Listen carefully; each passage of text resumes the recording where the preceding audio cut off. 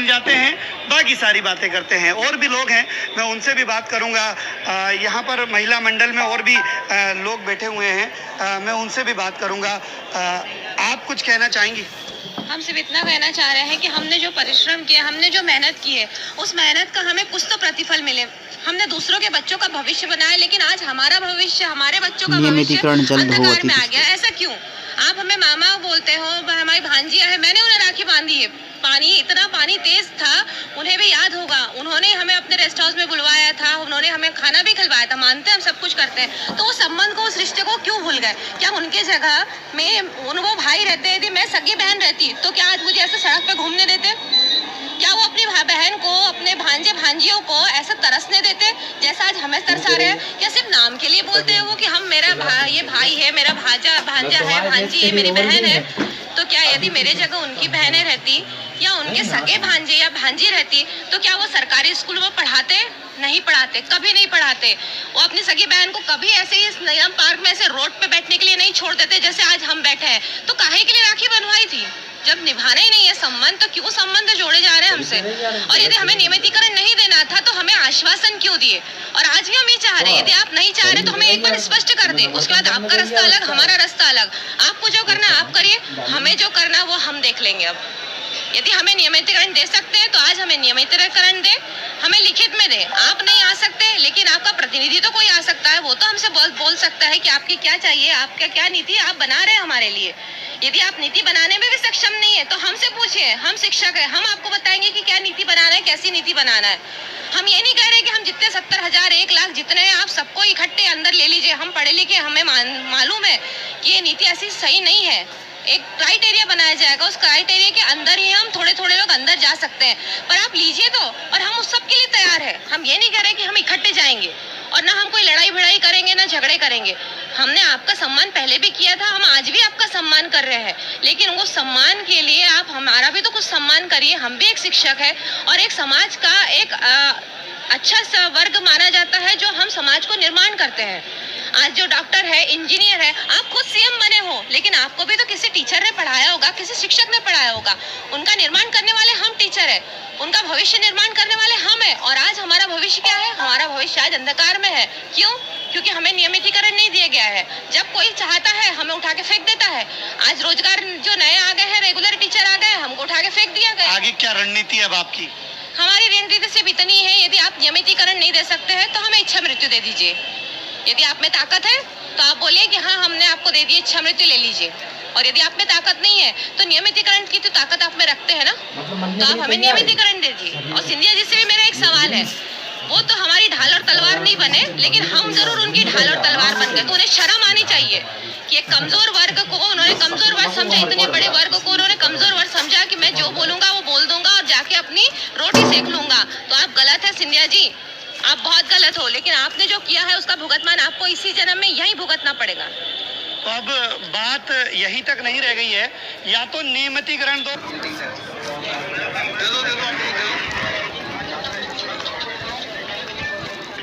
हाथ तो डालो प्लीज।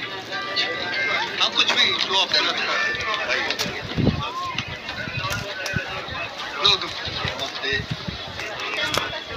क्या अचार बनाते हैं?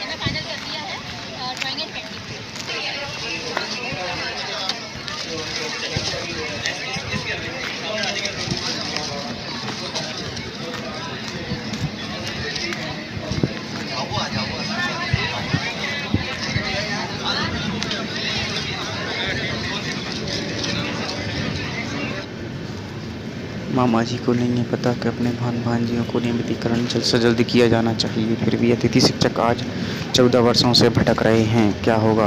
आपका कहाँ आए हो, क्या शिकायत है? शैलेंद्र सक्सेना, हम लोग अतिथि शिक्षक संघ के बैनर तले आज अपनी पीड़ा को व्यक्त करने आए हैं।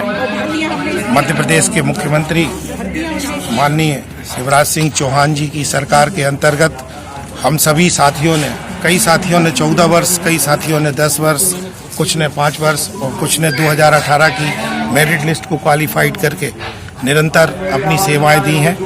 बच्चों के हित में अध्यापन कार्य कराया है, बहुत अच्छा रिजल्ट दिया है। अभी नियमित के कारण प्रदेश के हजारों अतिथि शिक्षकों को बाहर का रास्ता दिखा दिया गया है, यह अनुचित है।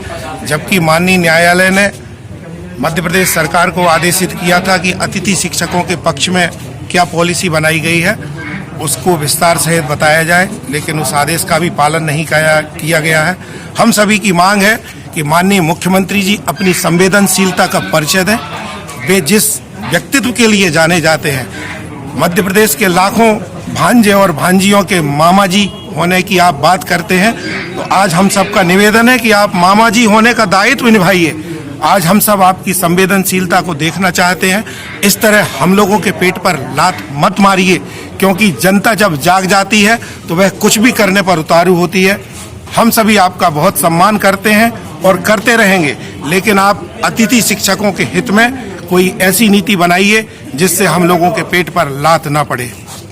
कार्य कराया है, बहुत अच्छा रिजल्ट दिया है। अभी नियमित के कारण प्रदेश के हजारों अतिथि शिक्षकों को बाहर का रास्ता दिखा दिया गया है, यह अनुचित है। जबकि माननीय न्यायालय ने मध्य प्रदेश सरकार को आदेशित किया था कि अतिथि शिक्षकों के पक्ष में क्या पॉलिसी बनाई गई है उसको विस्तार से बताया जाए, लेकिन उस आदेश का भी पालन नहीं किया गया है। हम सभी की मांग है कि माननीय मुख्यमंत्री जी अपनी संवेदनशीलता का परिचय दें। वे जिस व्यक्तित्व के लिए जाने जाते हैं, मध्य प्रदेश के लाखों भांजे और भांजियों के मामा जी होने की आप बात करते हैं, तो आज हम सबका निवेदन है कि आप मामा जी होने का दायित्व निभाइए। आज हम सब आपकी संवेदनशीलता को देखना चाहते हैं। इस तरह हम लोगों के पेट पर लात मत मारिए, क्योंकि जनता जब जाग जाती है तो वह कुछ भी करने पर उतारू होती है। हम सभी आपका बहुत सम्मान करते हैं और करते रहेंगे, लेकिन आप अतिथि शिक्षकों के हित में कोई ऐसी नीति बनाइए जिससे हम लोगों के पेट पर लात ना पड़े।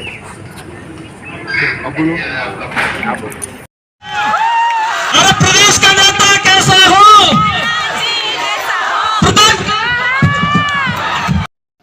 बड़े शर्म की बात है कि हमारे मध्य प्रदेश के मुखिया मंत्री के रहते हुए आज हम बेरोजगार की कगार पर घूम रहे हैं। ऐसे मुख्यमंत्री रहने का कोई अस्तित्व नहीं है, जिसकी जनता आज भटक रही है, बेरोजगारी है और भूखों मर रही है। मोदी साहब जिंदाबाद, जिंदाबाद, जिंदाबाद। घर में दाना नहीं है, घर में खाना नहीं है, बोलो मोदी जिंदाबाद, जिंदाबाद, जिंदाबाद। गाड़ी में तेल नहीं है, बोलो मोदी जिंदाबाद, जिंदाबाद, जिंदाबाद। रसोई में गैस नहीं है, बोलो मोदी जिंदाबाद, जिंदाबाद। घर पे छप्पर नहीं है, बोलो मोदी जिंदाबाद, जिंदाबाद, जिंदाबाद। गरीबों के तन पे बस्तर नहीं है, बोलो मोदी जिंदाबाद, जिंदाबाद। सड़क नहीं है, नाला नहीं है, बोलो मोदी जिंदाबाद, जिंदाबाद, जिंदाबाद। स्कूल में अच्छे टीचर नहीं है, बोलो मोदी जिंदाबाद, जिंदाबाद। हमारी माँ बहनें परेशान है, बोलो मोदी जिंदाबाद, जिंदाबाद, जिंदाबाद। सिंगर, महेंद्र, आसाराम, राम रहीम सब मोदी के साथ है, चिमयानंद भी उसके साथ है। सारा बलात्कारी मोदी के साथ, फिर भी बोलो जिंदाबाद। हमारी बहनें सुरक्षित नहीं है, फिर भी बोलो मोदी जिंदाबाद। घर में भैया खाने के लाले पड़े हैं, चप्पल के जगह पर बोतल का चप्पल बना के पहने हैं, फिर भी बोलो जिंदाबाद। बताइए भैया, भक्ति है हमारा, पता है अंधभक्त कैसे पैदा होता है? कुत्ता और सुअर के मिश्रण से पैदा होता है, इसीलिए कहो मोदी जिंदाबाद, भक्त जिंदाबाद, जिंदाबाद। स्लीपर सेल मत बनिए भाजपा का, ये देश को बर्बाद कर रहा है। सोशल मीडिया पे स्लीपर सेल बनना आप लोग बंद कर दीजिए। अरे और विरोध कीजिए भाजपा का, सरकार का। सैफ अली भैया, मोदी जी कहा 100 रुपया देंगे। जब हम हिसाब पूछे राजनाथ सिंह से तो मालूम है क्या कहा? 100 में 60 देंगे, देने समय आधा काट लेंगे, बचा 30, 10 देंगे, 10 दिला देंगे। 10 क्या मोदी साहब पर भरोसा नहीं है? बोलो मोदी जी। अरे भैया बड़ी निराला है हमारा प्रधानमंत्री, भूखो रहते हैं तो कहते हैं मोदी साहब जिंदाबाद। जिंदाबाद। बिहार का शासन प्रशासन ठीक नहीं है तो यो कहते हैं मोदी के साथ नीतीश है तो कहो जिंदाबाद। अरे शर्म करो बिहारियों, किस मुंह से कहते हो मोदी जिंदाबाद। नीतीश कुमार को देखो हमेशा अल्टी पल्टी। अब हम योगी आदित्यनाथ को सुनेंगे, जिन्होंने मध्य प्रदेश के ही नहीं पूरे प्रदेश के बारे में क्या कहा है। चलिए ले चलते हैं आप हमारे योगी सरकार की ओर भी। बैठ गए आप तो मुझे लगता है एक तरफ आप कहते हैं हम सेकुलर हैं और दूसरी तरफ एजेंडा जो लागू करते हैं उसको सांप्रदायिक रूप से कॉम्युनल आधार पर लागू करते हैं। इस देश में 12 लाख से अधिक साधु संत और पुजारी रहते हैं, लेकिन ये लोग इमामों के लिए वेतन की घोषणा करते हैं, एक पक्षीय कार्रवाई करते हैं। क्या ये सेकुलर एजेंडा है? दिल्ली की सरकार ने किया, पश्चिमी बंगाल की सरकार ने किया, महाराष्ट्र की सरकार ने किया। क्या यही सेकुलर एजेंडा है? सांप्रदायिक आधार पर ये लोग बांटते हैं समाज को। उसी प्रकार से उससे भी खतरनाक स्थिति, आतंकवादियों पर दायर मुकदमे वापस लिए जाते हैं और उसके बाद भी ये कहते हैं कि सांप्रदायिक हिंसा बनी रहे। महोदय, चर्चा का विषय होना चाहिए कि आखिर सांप्रदायिक कौन है? कौन है सांप्रदायिक? महोदय, जो हम लोगों ने जाना है, जो हम लोगों ने समझा है, इस सांप्रदायिक वह होता है जो कहता है कि मेरा इष्ट या मेरा देव या मेरा पैगंबर ही सर्वश्रेष्ठ है। उसके मानने वालों को तो जीवित रहने का अधिकार है, शेष को नहीं। मुझे लगता है वह सांप्रदायिक है। हिंदू जीवन दर्शन कभी इस बात की इजाजत नहीं देता। जियो और जीने दो वह विश्वास हमारा दर्शन करता है। और दुनिया की कौन सा मजहब और कौन सा ऐसी कौम है जिसको विपरीत परिस्थितियों में हिंदू दर्शन ने अपने यहां शरण न दी हो, उसको फलने फूलने का अवसर न दिया हो? कौन सा ऐसा है दुनिया के अंदर? लेकिन आज जिस हिंदू दर्शन ने सबको शरण दी, सबको फलने फूलने का भरपूर अवसर दिया, आज जब उसी के खिलाफ षड्यंत्र होना प्रारंभ होता है तो उसे एकजुट होना तो पड़ेगा ही। और मुझे लगता है इन लोगों के कर्मों का फल है कि पूरे देश का हिंदू जनमानस आज इस बात के लिए तैयार हो रहा है कि उसके खिलाफ आज शासन तंत्र से जो षड्यंत्र हो रहे हैं उसका जवाब अपने स्तर पर देना ही पड़ेगा। और आज वही स्थिति सामने आई है। महोदय, मैं पूछना चाहता हूं इन लोगों से, जब भारत का मुसलमान हज यात्रा करने के लिए जाता है, महोदय, जब हज यात्रा करने के लिए जाता है, उसकी पहचान कब भारतीय के नाम पर नहीं, पाकिस्तानी के नाम पर नहीं, बांग्लादेशी नाम पर नहीं, भारतीय उपमहाद्वीप का जो भी मुसलमान हज यात्रा करने के लिए जाता है उसकी पहचान हिंदू नाम पर होती है, उसकी पहचान भारतीय, पाकिस्तानी या बांग्लादेश के नाम पर नहीं। लेकिन अगर उसी हिंदू पहचान को हम इनके ऊपर यहां पर लागू करने का प्रयास करते हैं, इनको बुरा लगता है। हिंदू सांप्रदायिकता नहीं, हिंदू राष्ट्रीयता का प्रतीक है और भारत की राष्ट्रीयता का प्रतीक हिंदुत्व को बदनाम करोगे उसकी कीमत चुकानी पड़ेगी इन लोगों को। और इसलिए महोदय, मैं आप सबके आपके माध्यम से एक बार कहना चाहता हूं, महोदय, एक बार गुरुदेव रविंद्रनाथ टैगोर ने कहा था, गुरुदेव रविंद्रनाथ टैगोर ने एक बात कही थी। उन्होंने कहा था अगर भारत को समझना है, बैठ गए आप, अगर भारत को समझना है तो मैं भारतीय अस्मिता को पहचानना पड़ेगा। और भारतीय अस्मिता को पहचानना है तो स्वामी विवेकानंद के बारे में आप जान लीजिए। स्वामी विवेकानंद ने एक बात कही थी कि गर्व से कहो हम हिंदू हैं।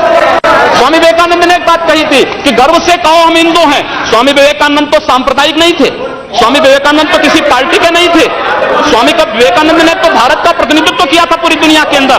और दुनिया के अंदर जो हिंदू आज पूरे देश के अंदर, पूरी दुनिया के अंदर अपनी सहिष्णुता के लिए पहचाना जाता था, आज उस हिंदू के साथ किस प्रकार का व्यवहार किया जा रहा है, वह कश्मीर से विस्थापित होता है, उसे कश्मीर से निकाला जाता है। एक भी बार इस सदन में चर्चा नहीं होती है, इन लोगों का मुंह नहीं खुलता जब कश्मीर से 3.5 लाख की संख्या में कश्मीरी पंडित निकाले जाते हैं। अब ये लोग नहीं बोलते